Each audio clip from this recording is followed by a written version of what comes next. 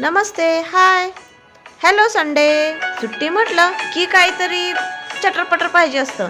मस्त आप्याचा नाश्ता झाला आणि अंगात थंडी भरली. मग काय, ती घालवण्यासाठी फक्कड चहा पिण्याची तल्लफ झाली.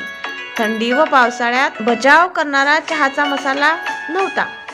मग घरात जे जे बरंचसं साहित्य उपलब्ध होतं त्याचा पटकन चहाचा मसाला तयार केला.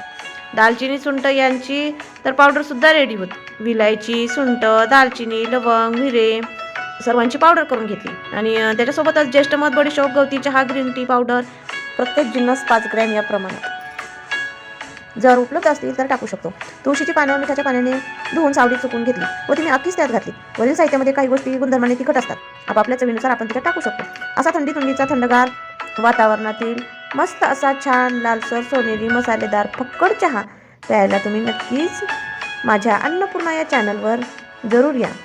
कडक असा पित्तशामक व आरोग्यदायी चहा तुम्हीही नक्कीच करून पहा. चहा कसा झाला हे सांगायला विसरू नका आणि happy Sunday. Bye, see you, thank you.